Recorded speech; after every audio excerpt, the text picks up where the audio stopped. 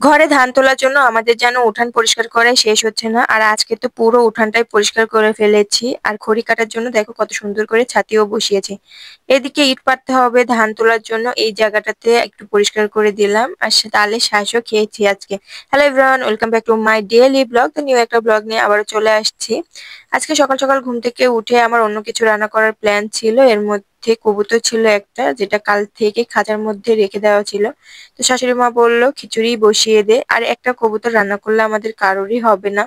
তো ভাবলাম যে একটু খিচুড়ির মধ্যে দিয়ে খিচুড়িটা রান্না করি, খেতেও ভালো লাগবে। তো শাশুড়ি মা আমাকে কবুতরটা কেটে দিয়েছে, আর আমি তো এখানে একটু কষিয়ে নিচ্ছি সুন্দর করে। এটা যেহেতু আমি রাইস কুকারে রান্না করব, তার জন্য গ্যাসের চুলায় গোশটা বসিয়েছি। আর এদিকে আমি রাইস কুকারে সমস্ত কিছু দিয়ে হাতেই মাখিয়ে দিচ্ছি। তো খিচুড়িটা আমার প্রায় রাইস কুকারে দিলে সুন্দরভাবে মাখিয়ে দেওয়া হয়। তো এই তো বসিয়ে দিয়েছি। আগে তো কেউই খিচুড়ি খেতে পছন্দ করতো না, আর আমি যেদিন থেকে গোশ দিয়ে খিচুড়ি রান্না করি সেদিন থেকে সবাই খুবই পছন্দ করে। আর আপনাদের ভাইয়া তো প্রথম প্রথম খিচুড়ি খেতে চেত, বাড়ির সবাই খিচুড়ি পছন্দ করতো না। তো বিদেশ যাওয়ার পরে যখন আমি ঘন ঘন খিচুড়ি রান্না করতাম, তখন বলতো যে এখন তো ঠিকই পারো। তো এই দেখো আমি সজনে ডাঁটা আর পালং রান্না করতে চেয়েছিলাম, কিন্তু আমার কপালে খিচুড়ি হয়ে গিয়েছে আজকে, যেহেতু আমার এই কবুতরটা কাল থেকেই খাঁচাতে বন্দি ছিল।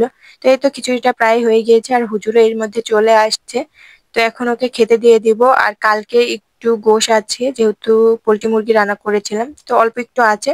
তো সেটাও একটু গরম করে ওকে দিয়ে দিব, খিচুড়ির সঙ্গে খাবে, আরো ভালো লাগবে খেতে।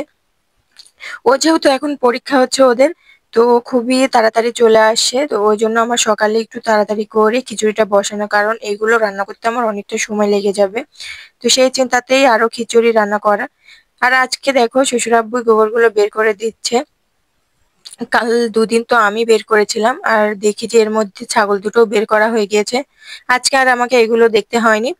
তো ওদিকে কাজকর্ম সেরে চলে আসছি উঠান পরিষ্কার করতে, যেহেতু উঠান প্রায় 6 মাস ধরে এভাবেই পড়েছিল।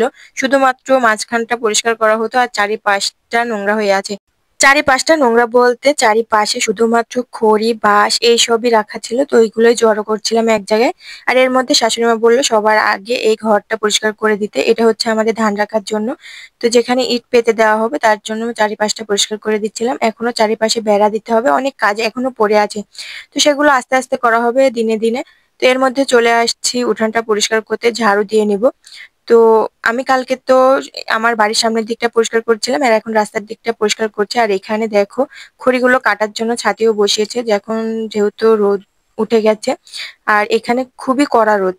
তো এর মধ্যে দেখো এই পাশটা আমি এখন পরিষ্কার করে নিচ্ছি, আর পুরো উঠানটায় এটুকু পরিষ্কার করলেই হয়ে যায়।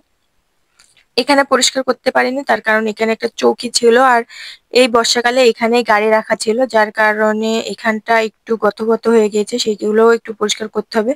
এর জন্য একটু মইও দিতে হবে। বাড়িতে যেহেতু টিলার আছে, ট্রাক্টর আছে, ট্রাক্টর নিয়ে তো চলে গেছে মোহনপুরের দিকে কাজে। তো এখন টিলার আছে, টিলার দিয়েই মই দিয়ে নিতে হবে।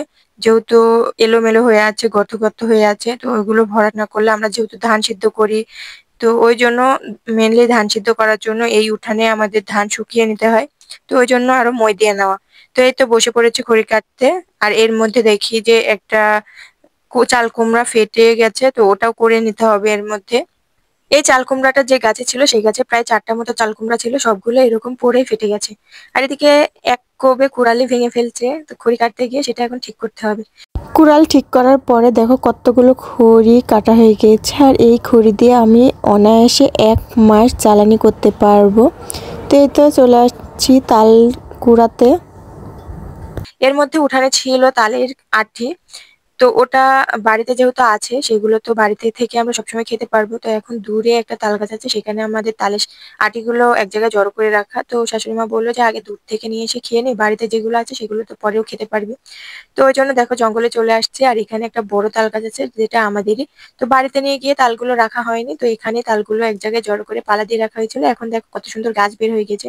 তো তালের শ্বাস খেতে কিন্তু সবাই পছন্দ করে। ছোটবেলায় তো একটা দুটো তালের আটি থাকতো, আম্মুরা তো কিনে নিয়ে এসে তালের আটি দিয়ে তাল দিয়ে বড়া বানিয়ে খেত। তো ওই আটিটাই 4-5টা ঘরের কোণাতে রাখা ছিল। তো সেই সময় আমরা ছোটবেলায় সবাই মারামারি করে খেতাম। আর এখন দেখো এত এত আটি খাওয়ারই মানুষ নেই, তো আমি পুরোটা একা একাই খাই। প্রতিদিন একটু একটু করে কেটে কেটে খেয়ে নেবো। আর যেখান থেকে নিয়ে আসছি সেখানে এখনো 2 গামলা মতো আছে। তো আস্তে আস্তে কয়েকদিনের মধ্যে খেয়ে ফেলবো। তো আমি সকালেও খাই, দুপুরেও খাই, রাতেও খাই, এরকম করে খাই। সবসময় কেটে কেটে খাই। আর আমি এবার নিজে নিজেই কেটে খেয়েছি। কোনো সময় তো আমার বাড়ির লোকজন কেটে খেতে দিত না, কারণ হলো হাত কেটে ফেলতে পারি। তারাই কেটে দিত। আর আজকে আমি নিজেও কেটে খেয়েছি আর সবাইকে কেটে দিয়েছি। তো আজকের মতো এই পর্যন্ত। সবাই ভালো থাকবেন, সুস্থ থাকবেন আর আমাদের জন্য দোয়া রাখবেন। আর ডেইলি ব্লগগুলো দেখতে চাইলে অবশ্যই চ্যানেলটাকে সাবস্ক্রাইব করে রাখবেন। আল্লাহ হাফেজ।